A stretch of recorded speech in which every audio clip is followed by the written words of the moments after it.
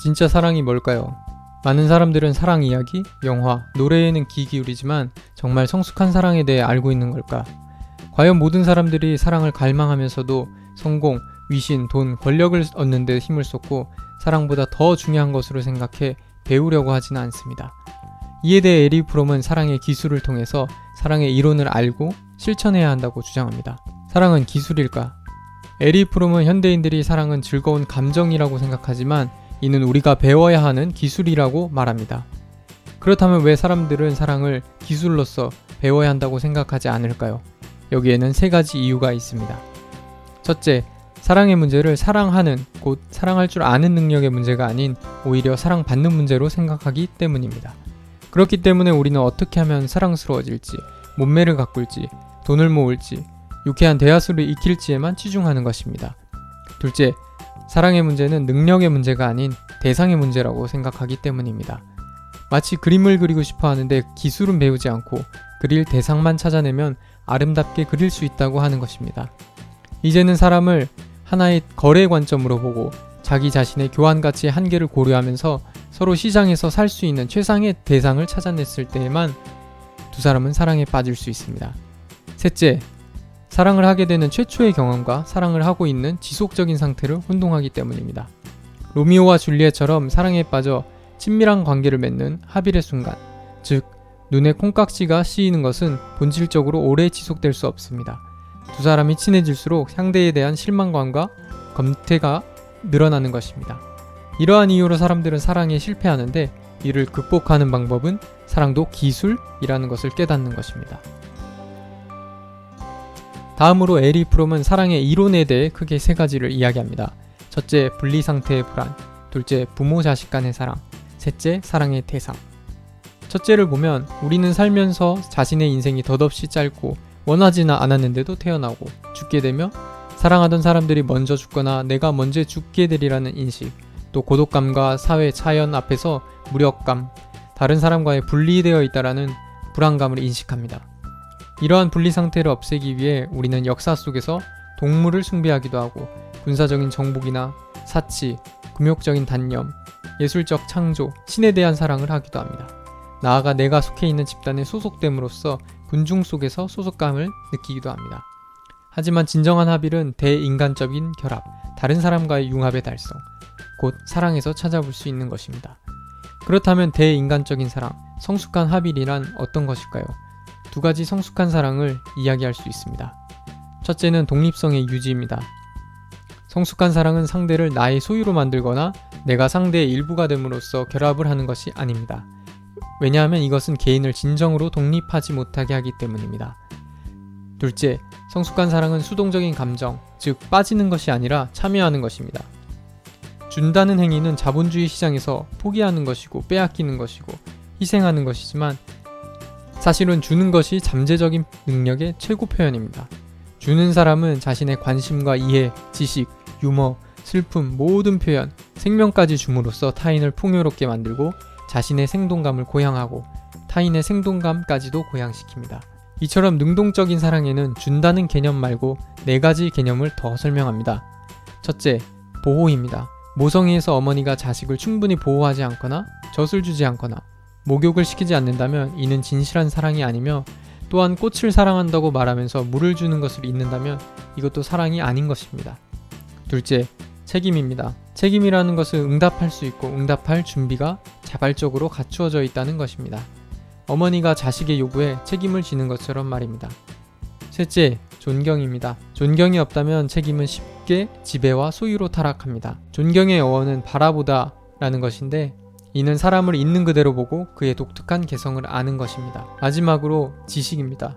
어떤 사람을 존경하려면 그를 잘 알지 않고서는 불가능합니다. 이는 나 자신에 대한 관심을 초월해 다른 사람의 관점에서 볼 수 있을 때 가능합니다. 둘째로 에릭 프롬은 부모와 자식 사이의 사랑을 이야기합니다. 여기에는 어머니의 사랑과 아버지의 사랑이 있습니다.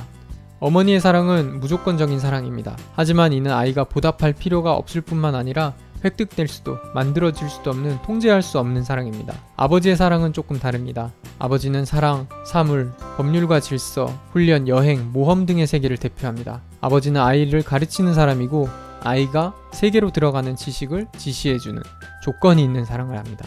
결국 아이가 잘 자라려면 어머니는 아이가 독립해서 그녀에게서 떨어져 나가는 소망을 가져야 하고, 아버지는 관대하게 대하면서 아이가 자기 자신을 지배할 수 있는 권위를 갖고 아버지의 권위로부터 떨어져 나가는 것을 허용해야 합니다. 셋째로 사랑의 대상에 대해서 이야기합니다. 첫째는 형제애, 둘째 모성애, 셋째 성애, 넷째 자기애, 다섯째 신에 대한 사랑까지. 그 중에서도 자기애에 대해서 깊이 보겠습니다. 보통 우리는 나 자신을 사랑할수록 남을 사랑하지 못하는 이기심을 가지고 있다고 생각할 수 있지만, 성경에 내 이웃을 내 몸과 같이 사랑하라는 말을 보면 자신에 대한 사랑은 이웃에 대한 사랑과 분리될 수 없습니다. 한 사람에 대한 사랑에는 인간 자체에 대한 사랑이 내포되어 있기에 나 자신도 다른 사람과 마찬가지로 나의 사랑이 나의 사랑의 대상이 되는 것입니다. 그런 점에서 마이스터 에크하르트는 만일 그대가 그대 자신을 사랑한다면 그대는 모든 사람을 그대 자신을 사랑하듯 사랑할 것이다. 그대가 그대 자신보다도 다른 사람을 더 사랑하는 한 그대는 정녕 그대 자신을 사랑하지 못할 것이다. 하지만 사랑의 대상보다 무엇보다 중요한 것은 태도이고 성격의 방향이라고 말합니다. 만일 내가 참으로 한 사람을 사랑한다면 나는 모든 사람을 사랑하고 세계를 사랑하고 삶을 사랑하는 것입니다. 세 번째로 에이리 프롬은 현대 서양 사회에서의 사랑의 붕괴를 이야기합니다. 우리는 자본주의 사회, 시장경제 안에 있습니다. 자본가는 노동력을 써서 그의 자본이 가장 유익한 투자가 되게 일하도록 명령하고, 노동자는 굶어 죽지 않으려면 현재 시장 조건에 따라 자본가에게 노동력을 팔아야 합니다. 우리는 자본주의 하에서 사람들은 권위나 원리, 양심에 종속되지 않고 명령에 순응하는 사람들이어야 합니다. 그 결과 사람들은 자기 자신, 동료, 그리고 자연으로부터 소외됩니다. 사람은 상품으로 변하고 현재 시장 조건에서의 최대 이익을 가져올 수 있는 투자로서의 자기 생명력을 경험합니다. 그러나 이러한 상태에서 고독을 의식하지 않게끔 오락산업을 수동적으로 소비합니다. 오늘날 인간의 행복은 만족스러운 소비와 상품, 구경거리, 음식, 술, 책, 영화 등을 수집하는 데서 찾습니다. 이러한 가운데 결혼에 대한 개념도 변했습니다. 결혼을 하나의 팀이라고 표현합니다. 남편은 아내의 새 옷이나 요리를 칭찬해야 하고, 아내는 남편이 시무룩해 집으로 돌아왔을 때 이해해줘야 하고, 생일을 잊었어도 이해해야 하는 결코 핵심적인 관계에 도달하지 못하고 서로 예의 바르게 대우하는 것입니다. 사랑과 결혼에 대한 이러한 개념에서 중요한 강조점은 찾아낼 수 없는 고독감으로부터의 피난처를 찾는 것입니다.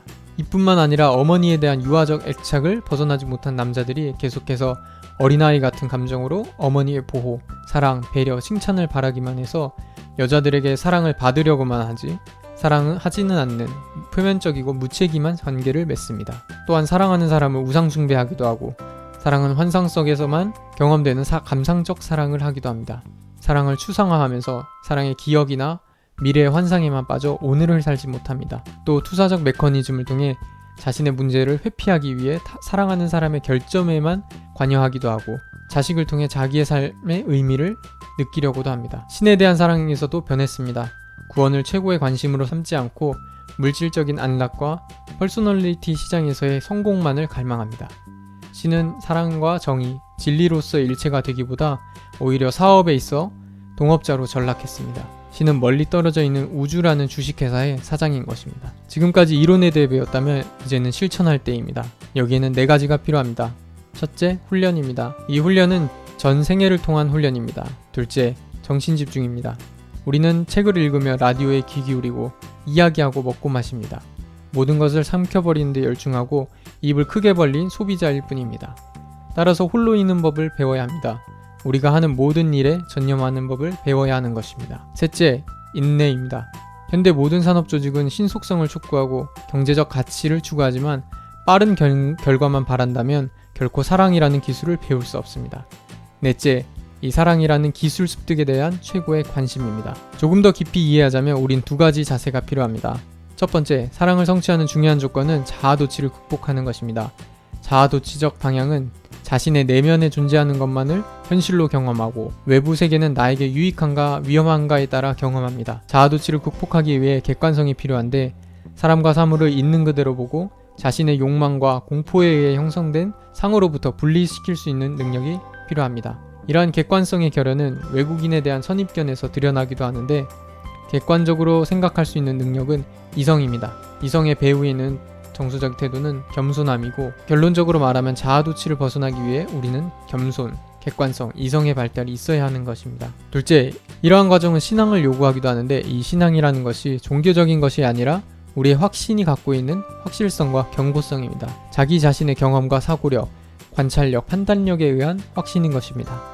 자기 자신과 타인 인류에 대한 확신이 있다면 그 사람은 다른 사람에게도 성실하고 미래에도 오늘과 같을 것입니다. 이러한 신앙을 갖기 위해서는 용기, 곧 위험을 무릅쓰고 고통과 실망조차 받아들이려는 준비가 필요합니다. 단순히 안전과 안정을 추구하는 자는 신앙을 가질 수 없습니다. 사랑이라는 것은 아무런 보증 없이 자신을 맡기고 우리의 사랑이 사랑받는 사람에게서 사랑을 불러일으키리라는 희망에 완전히 몸을 맡기는 것이기 때문입니다. 마지막으로 사랑은 사회적 영역과 관련이 있습니다. 우리 사회가 생산 중심의 탐욕스러운 사회이고 더 많이 생산하고 소비하는 것에 목표를 두고 경제적 목적에 종속되어 있지만 결론적으로 인간이 경제적 기구에 이바지하지 않고 경제적 기구가 인간에게 이바지하도록 해야 합니다. 정말 우리는 사랑하고 있나요?